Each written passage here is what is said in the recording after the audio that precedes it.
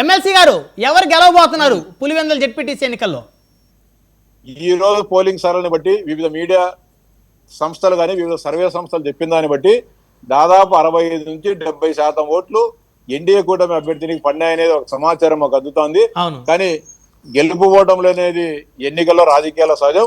ఎవరి అభిప్రాయము ఎవరి ఆలోచనలు వాళ్ళకుంటే మా ఆలోచన ప్రకారం మా నిర్దిష్ట అభిప్రాయం ప్రకారం మేము 60 నుంచి 70% ఓట్లు అంటే మేము చేసిన సంక్షేమం గాని అభివృద్ధి గాని జగన్మోహన్ రెడ్డి ఆ ప్రాంత ప్రజానీకానికి చేసిన ద్రోహం వలన గాని అన్యాయం వలన గాని ప్రజలు ఏకపక్షంగా ఈ రోజు తెలుగుదేశం పార్టీ వైపు మొగ్గు చూపడం జరిగింది.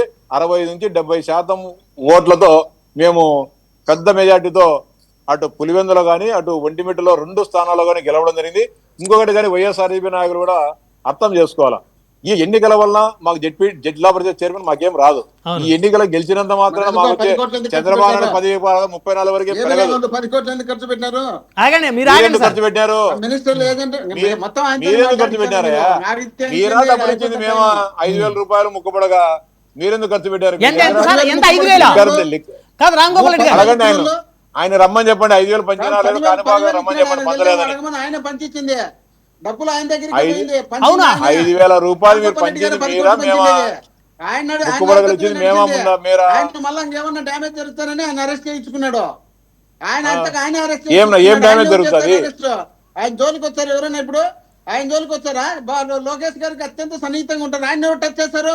ఆయన నన్ను అరెస్ట్ చేయండి నేను పోతాను అవినాష్ రెడ్డి గారితో పాటు అని చెప్పి ఆయన అరెస్ట్ చేయించుకున్నాడు.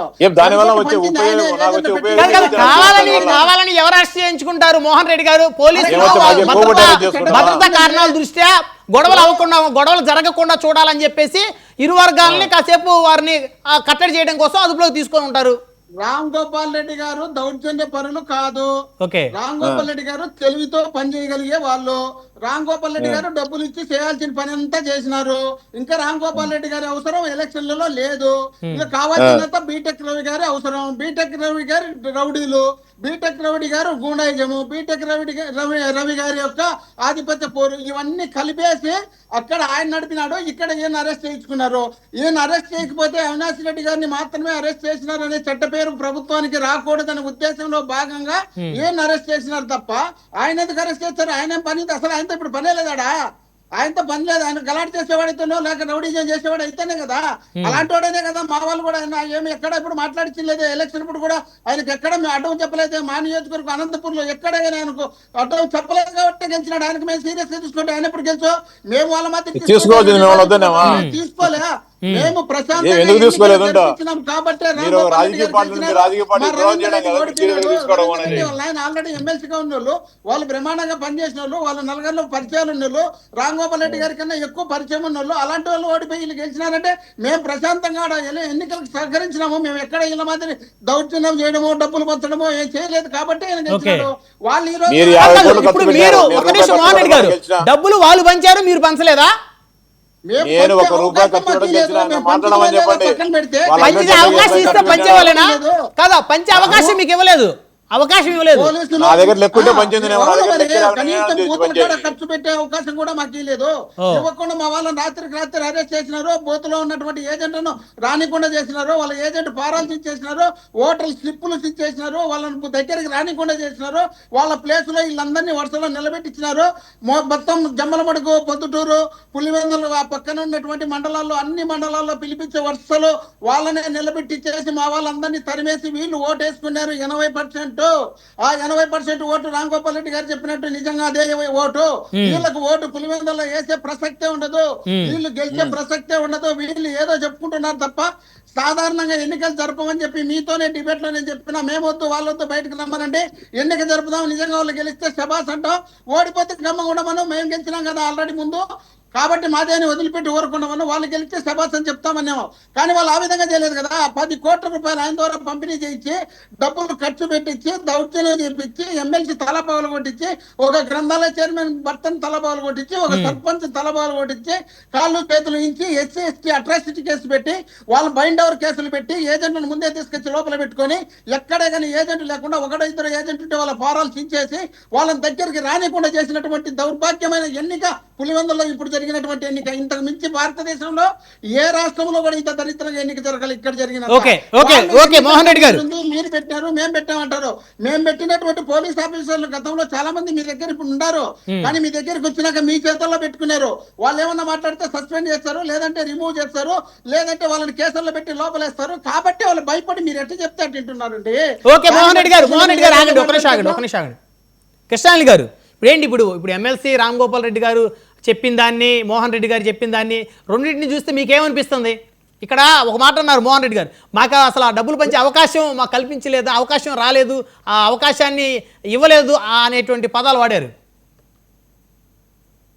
ఇక్కడ ఒకటండి రమణాయుడు గారు, రామ్ గోపాల్ రెడ్డి గారు చెప్పినట్టుగా అంత ఏదో మొత్తము అసలు ప్రభుత్వం పాత్ర ఏముండదు, అసలు ముఖ్యమంత్రి పాత్ర ఏముండదు, అక్కడ మంత్రుల పాత్ర ఏముండదు, మొత్తం అధికారులందరూ ఎలక్షన్ కమిషన్ కిందకు వస్తారు, ఎలక్షన్ కమిషన్ ఆదేశాలు జారీ చేస్తుంది, ఇవన్నీ చెప్పటానికి చాలా బాగుంటాయండి. వాస్తవంగా ఇది ఎవరన్నా వినేవాళ్ళు నమ్మేవాళ్ళు ఎవరన్నా ఉంటే ఇది ఎవరు నమ్మరు. ఎందుకంటే ఏ ప్రభుత్వం ఉన్నా సరే మీకు ఎవరైతే పోలీసులు ఉన్నారో, ఎవరైతే అధికారులు ఉన్నారో వీళ్ళందరూ కూడా ఆంధ్రప్రదేశ్ ప్రభుత్వానికి సంబంధించినటువంటి అధికారులు, పోలీసులు. ఎన్నికల సమయంలో సాంకేతికంగా ఎలక్షన్ కమిషన్ ఆదేశాల మేరకు వాళ్ళు పనిచేయాలి అని ఉన్నప్పటికీ కూడా ఎలక్షన్ కమిషన్ అనేటువంటిది కేవలము అలంకారప్రాయంగా ఉండేటువంటిదే తప్ప ఎవరు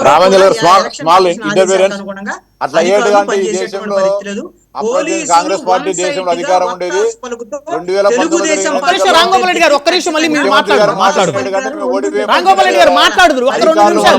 జగన్మోహన్ రెడ్డి ఓడిపోడు కదా, మేమేట అధికారంలోకి వస్తాం? ఇప్పుడు నియమ నిబంధనలు ఉంటాయి. ఈ దేశంలో కాంగ్రెస్ పార్టీ మరొక 1000 ఏళ్ళ అధికారంలో ఉండేది. కేంద్ర ఎన్నికల సంఘం ప్రధానమంత్రి చెప్పుతోతలో ఉండేడు, కానీ అంతా వాళ్ళు చెప్పినట్టు నడిచిండు. మేము 2019లో మేమెందుకు ఓడిపోతాం? మేము చెప్పినట్టు అధికారం తినేడు కంటే 2024 జగన్మోహన్ ఎందుకు ఓడిపోతాడు అని చెప్పిన మాట వినేడు. కాబట్టి ఎన్నికల ప్రక్రియ ప్రారంభమైన తర్వాత ఎవరి చేతలో ఎవరు ఉండరు. ఒక్క నిమిషం కృష్ణాలి గారు కంటిన్యూ చేయండి. కృష్ణాలి గారు కంటిన్యూ చేయండి గారు. నేను కంప్లీట్ చేస్తాను. రామ్ గోపాల్ రెడ్డి గారి ఎన్నికలు జరిగినటువంటి సమయంలో ఆయన వైఎస్ఆర్ కాంగ్రెస్ పార్టీ ప్రభుత్వం ఉన్నప్పుడు ఆయన ఎమ్మెల్సీగా గెలిచారు. అలాగా 3 ఎమ్మెల్సీలు 105 నియోజకవర్గాల పరిధిలో తెలుగుదేశం పార్టీ వాళ్లే గెలిచారు. 3 ఎమ్మెల్సీలు గ్రాడ్యుయేట్ ఎమ్మెల్సీ కాన్స్టిట్యున్సీలకు సంబంధించి.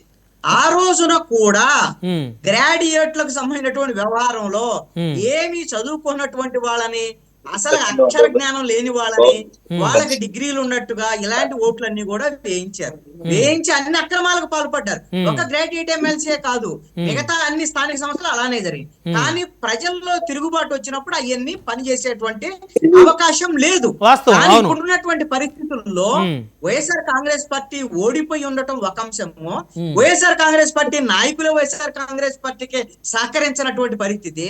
ఈ రోజున అధికారంలో ఉండేటువంటి తెలుగుదేశం పార్టీ పోలీసుల్ని అధికారులను ఉపయోగించుకొని ఏజెంట్లు కూడా నిలబెట్టలేనటువంటి పరిస్థితుల్లో ఎన్నికలు జరిగినటువంటి సందర్భం కాదు. ఇక్కడ మీరు మాట్లాడే దాంట్లో నాకు క్లారిటీ కావాలి కృష్ణ గారు. ఏజెంట్లను నిలబెట్టలేని పరిస్థితుల్లో ఉన్నారా? వాళ్ళు నిలబెట్టుకుంటే వాళ్ళని ఎవరన్నా భయభ్రాంతులు గురి చేసి పంపించారా?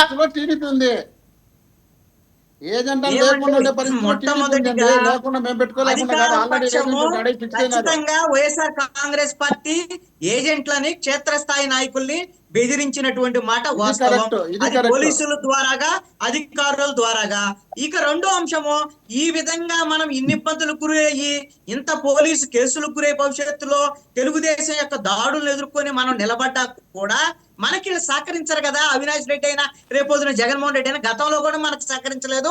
మనం నష్టపోయి ఉన్నా వీళ్ళ కోసం మన కుటుంబాలను ఎందుకు బజార్ని పెట్టుకోవాలని వాళ్లే సహాయ నిరాకరణ చేసి వాళ్ళు వెనుకెళ్ళినటువంటి పరిస్థితి.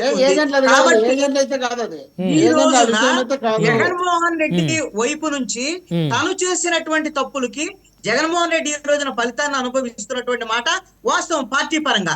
రెండో అంశం ఏంటంటే తెలుగుదేశం పార్టీ అప్రజాస్వామికమైన చర్యలకు పాల్పడటం ద్వారాగా భవిష్యత్తులో చెడ్డ పేరు తెచ్చుకునే దానికి కూడా ఇది నాంది ప్రస్తావన అవుతోంది.